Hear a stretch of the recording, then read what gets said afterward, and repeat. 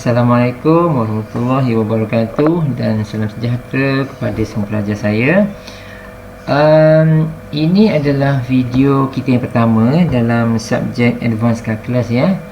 Dan untuk video ini kita akan fokuskan kepada satu subtopik baru, iaitu series, infinite series ya, infinite series.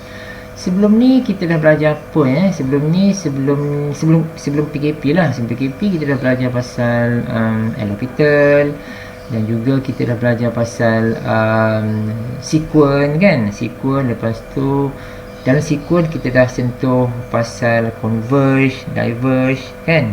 Dan juga kita dah belajar pasal comparison theorem kan, for sequence, di mana dia berkait rapat juga dengan untuk menentukan sama ada the given sequence tu converge ataupun diverge, betul tak? So jadi benda yang sama juga kita akan apply untuk series ni, di mana di dalam series ni kita akan menentukan juga sama ada series ini converge ataupun diverge.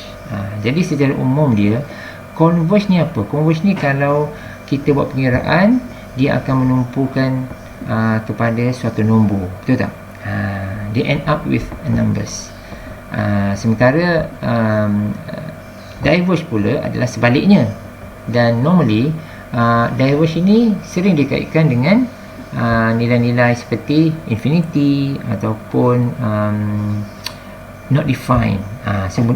Benda-benda macam tu, itu adalah diverge lah. Kalau converge biasanya it will end up dengan some numbers. Itu adalah perbezaan di antara converge dan juga diverge. Okey, baik. Untuk infinite series ya, ini nota ni kamu semua dah ada ya. Saya dah uploadkan nota ni dalam MyGuru, so mohon dapatkan, download, lepas tu cuba print lah. Print supaya kita boleh sama-sama belajar.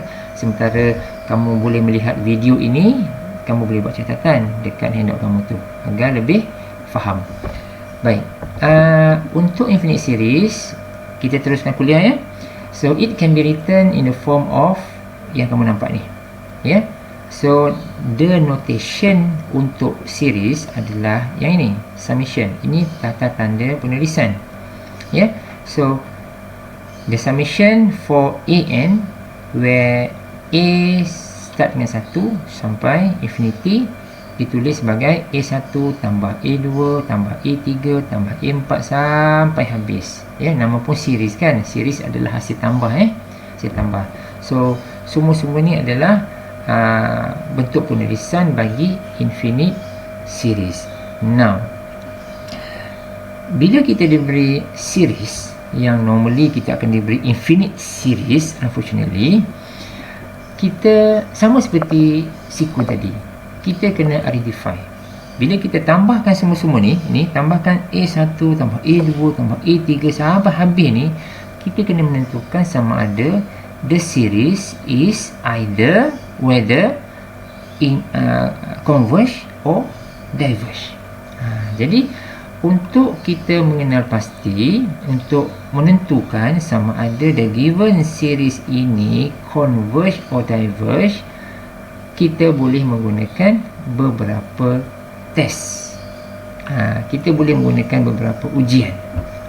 Sebab itulah dekat sini types of test for series ada 1, 2, 3, 4. Okey, take note ya, di dalam handout saya tu sebenarnya bukan ada 4 saja, ada lebih daripada 4. Tapi untuk kali ini, untuk kuliah kita semester ini, kita akan fokuskan kepada 4 bahagian ini sahaja. Right? So yang pertama sekali adalah geometric test, yang kedua test of divergence, TOD, yang ketiga harmonic series, dan yang keempat adalah p-test ya. So kita akan fokuskan kepada 4 jenis test ini sahaja, dan kita start dengan geometric test ya. So ingat ya, setiap test ini sebenarnya mempunyai ciri-ciri yang berbeza.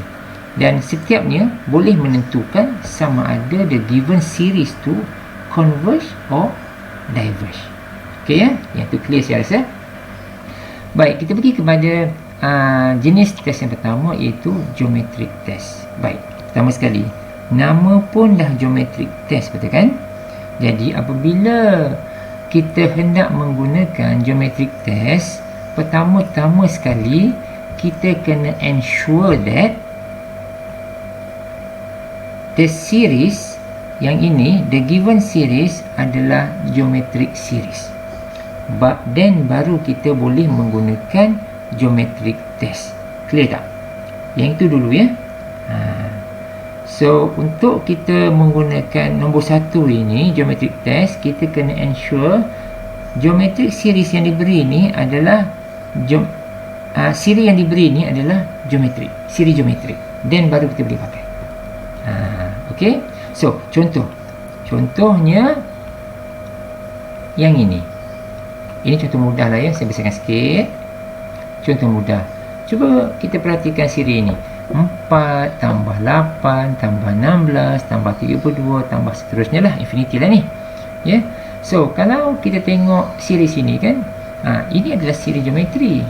Sebab cuba lihat, dia punya ratio ataupun nisbah sepunya.